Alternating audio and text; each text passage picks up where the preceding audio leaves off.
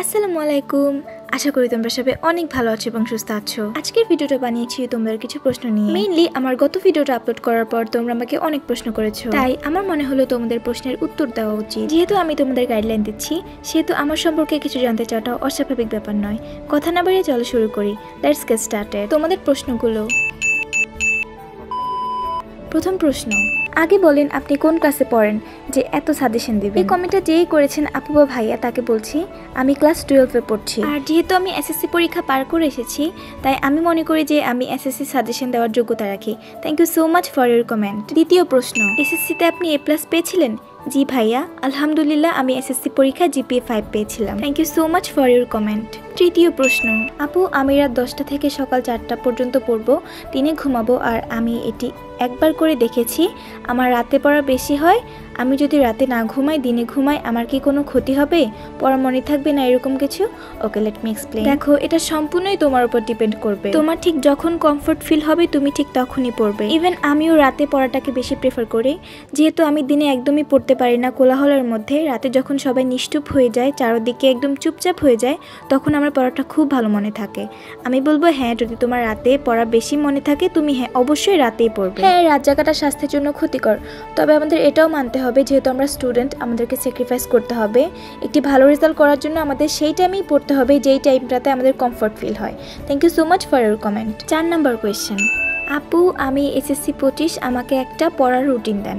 হ্যাঁ অবশ্যই, আমি এই ব্যাপারে ভেবেছি এবং ভাবছি যে এই ব্যাপারে একটি ভিডিও বানাবো, আর যেটা আপলোড হবে খুব soon. Thank you so much for your comment. 5 number প্রশ্ন, আপু আমি ইংরেজি ফার্স্ট পেপার নিয়ে খুব প্যারা খাচ্ছি, এর সমাধান কি? Please reply.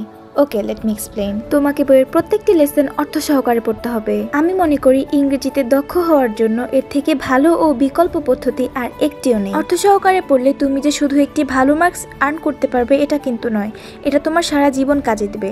তো আমি বলবো ইংরেজি ফার্স্ট পেপার পড়ার সময় তুমি অবশ্যই অর্থ সহকারে পড়বে এবং সবসময় চেষ্টা করবে মুখস্থ না করে নিজের ভাষায় ইংরেজি লেখা। ইংরেজি ভুল হোক বা সঠিক, গ্রামাটিক্যাল মিস্টেক হোক বা না হোক, তুমি সবসময় চেষ্টা করবে নিজের ভাষায় লেখার, তাহলে তোমার ইংরেজির দক্ষতাটা আরও বেড়ে যাবে। অ্যান্ড ফাইনালি তুমি যেটা করবে সেটা হচ্ছে মডেল টেস্ট প্র্যাকটিস।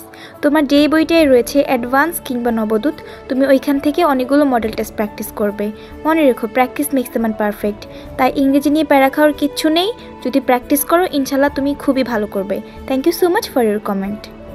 6 নাম্বার প্রশ্ন, আপু ইংলিশে অনেক গ্যাপ কিভাবে সলভ করব, অনেক বাকি। কি বলবো ভাইয়া, সব কিছু হচ্ছে practice practice practice. Trust me, practice করলে সব ঠিক হয়ে যাবে। যে 3টা ওয়ে বলে দিয়েছি এভাবে প্র্যাকটিস করবে, ইনশাল্লাহ ইংরেজিতে অনেক ভালো করতে পারবে। আসলে আমি তোমাকে অনেকগুলো ওয়ে বলে দিতে পারবো, কিন্তু পড়তে হবে তোমাকেই। তাই প্লিজ প্র্যাকটিস করো, ইনশাল্লাহ অনেক ভালো করতে পারবে। Thank you so much for your comment. 7 নাম্বার প্রশ্ন এবং শেষ প্রশ্ন, আপু তোমার কাছে আমার একটা আবদার ছোট বোন হিসেবে। আপু তোমার কলেজের পড়াশোনার খরচ কেমন, মাসিক বেতন কত, এটা নিয়ে একটি ভিডিও বানাও প্লিজ। আপু আমি মনে করি এই সম্পর্কে ইউটিউবে অনেক ভালো ভালো ভিডিও আছে, তুমি চাইলে সেখান থেকে দেখে নিতে পারো। ইভেন সেখানে অনেক সুন্দর করে ডিটেলসে বলা আছে। Thank you so much for your comment. তো আজকে ছিল এই পর্যন্তই, দেখা হবে নেক্সট কোনো ভিডিওতে। আল্লাহ হাফেজ।